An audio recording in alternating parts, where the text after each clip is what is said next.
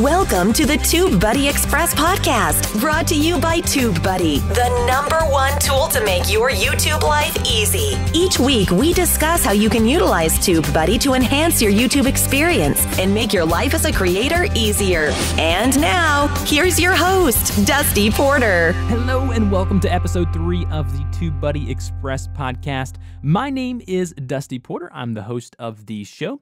I also host a show called the YouTube Creators Hub podcast, in which I interview YouTube creators each and every week. The show is released on Wednesdays, and this show, TubeBuddy Express, is going to be released on Fridays.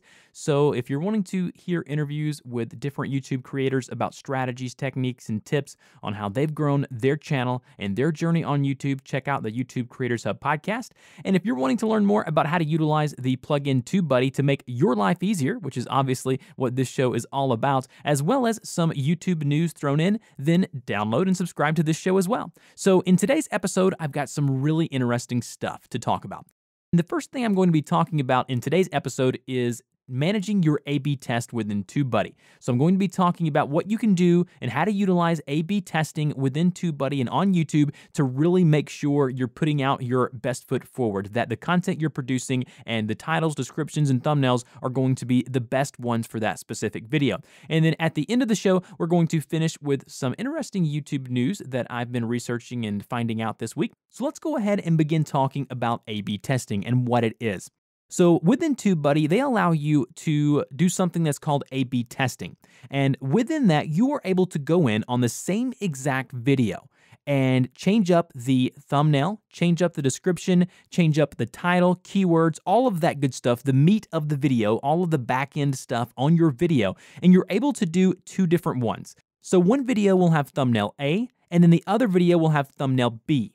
So also on that, it may have description A and description B. So all of these things are going to be different. And then what will happen is TubeBuddy will release that video and will show the information on Monday for video A, and then on Tuesday for video B. And then after a 2 to 4 weeks or maybe a month, however long you want to set your A/B testing up for, it will then come back with you with results. It will show you what thumbnail performed better, what description, what title got more clicks in search, which video's getting more interaction. So what is the benefit of doing this? So think about it. If you can do this for every video where you've basically got 2 attempts at it, right? You've got 2 strikes. So what that means is that you can put out the same video, but figure out what stuff or what visual elements on a thumbnail or what text in a title is going to make that video successful. Not only will it help you with that specific video, but it may help you with future videos that are similar to the video that you're testing. So what I mean by that is if you're learning that, hey, this type of thumbnail is always performing better than this kind, that's going to tell you that in the future, you need to release videos with that specific type of thumbnail. So as you can see, it's not only benefiting you with that specific video that you're managing the A/B test on, it's actually helping you on future videos and letting you know what works. If you create an A/B test for a specific video and you format your title one way and then format it another way, and then you realize, oh my goodness, the title is working better with this keyword at this position in the title. You know, I know it seems like some nitty-gritty stuff, like down deep into it, but if you really look at it, you're being able to compare one design on a video to another. And not just the thumbnail, but the description, the keywords, and all of that good stuff. So go check that out. If you go on over to TubeBuddy and you sign in, when you look at your little channel icon with all of the features there in that little box, it looks like a circle with like half of it shaded in, half of it not. Click on that, and it's going to actually walk you through how you can create your very own A/B test. So it's as simple as going and typing in the video title that you want to try this with, and then it has tabs for each of the different features like thumbnails, description, and title, and you can go and change it for video A and video B. Again, you have to remember this is the same video. There's nothing different about the content in the video. It's all about what's around the video, the meat of the video. So again, go check that out. I definitely and highly recommend you doing that. And if you have any questions about doing any of this, you can always email me, reach out to me on Twitter, and we can definitely walk you through it and make sure you're understanding what A/B tests really are and the benefits of them. So let's go ahead and dive into some YouTube news in closing of this episode. So the first thing I want to talk about is this. As we all know, the Olympics are right around the corner as I'm recording this on August 4th. I believe the Olympics and the opening ceremony is going to be either the 6th or 7th of this month.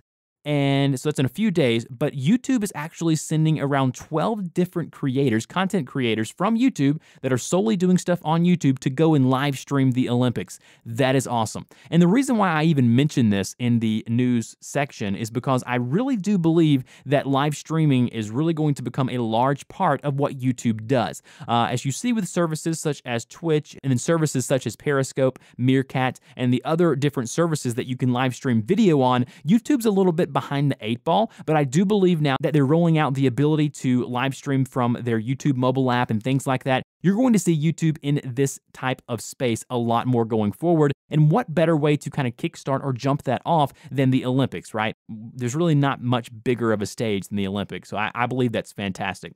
The next bit of news is that your kids can now watch YouTube ad-free. So if you didn't know, if you subscribe to YouTube Red, obviously you can watch the regular YouTube ad-free, but if you had children, they couldn't watch YouTube ad-free. So it'd be very frustrating if you have a young one and they're watching Mickey Mouse and then all of a sudden an ad pops up and that, throws the whole thing for a loop, right? So now, if you subscribe to YouTube Red and you've linked it to your YouTube Kids app or account on your iPad or iPhone or whatever device you're using, they will now also have the great pleasure of watching their content without advertisements. Next, we're going to talk about YouTube becoming a safer place to browse. So YouTube has now stated that the site is almost 100% encrypted, right around 97 to 98%. Which means that you're safer when you're, browsing YouTube. And that's always a good thing, right? So a person from YouTube came out and said that they've been working on this for about 2 to 3 years now. They started with Gmail, and YouTube being obviously the behemoth in the room, it was a little more difficult to get that working on YouTube, but they are now very happy to announce that it's much harder for people to hack your information as well as kind of snoop in on what you're doing and what you're browsing on YouTube.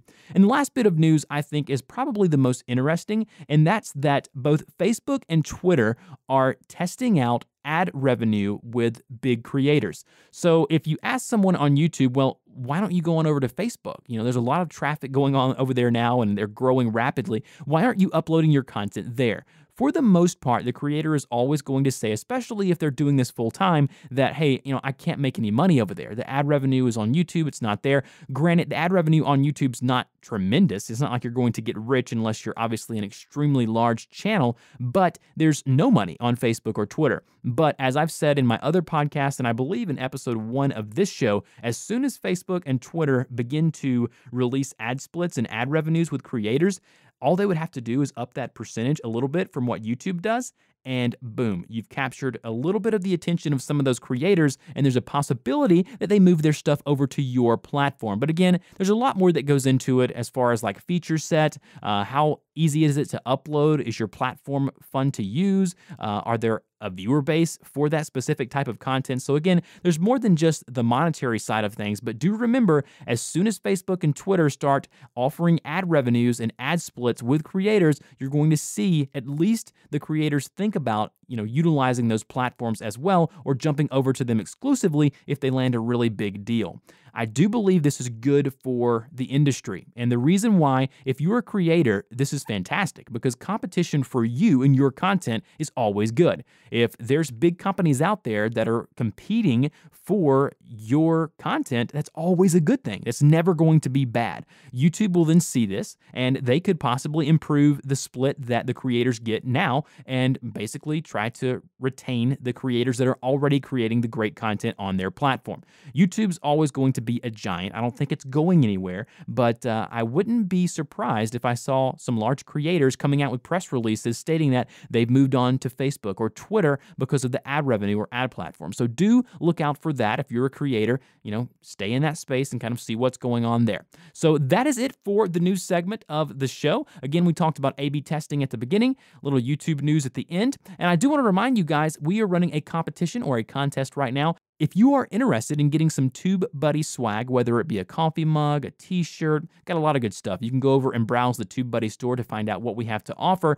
You can actually enter into a contest to get some of that stuff for free. All you've got to do is go on over to our iTunes page, leave us a review, let us know what you think about the show, and then on the forums or via email, go ahead and get in touch with us and let us know what your username is on iTunes, and then you're done. and then we'll draw a name out of a hat, maybe once a month, twice a month, and then we'll ship it out for free, the swag that you've chosen or that you've won. So again, don't forget to go on over and do that. We also would like to let you guys know that we really appreciate all of the great feedback we've been getting on the show. It's absolutely fantastic. I enjoy doing it each and every week. I have a passion about online video. I have a passion about podcasting and kind of doing audio content like I'm doing now. Again, don't forget to visit our other sister and brother podcast called YouTube Creators Hub. It's also hosted by me. It's released every Wednesday, and I interview creators about their journey and their strategies and techniques on how they've grown their YouTube channel. So a lot of value there. Already 26 episodes in the can over there, so you can go back, listen from episode 0 to 26 and get caught up. And guys, until next time, keep creating that content.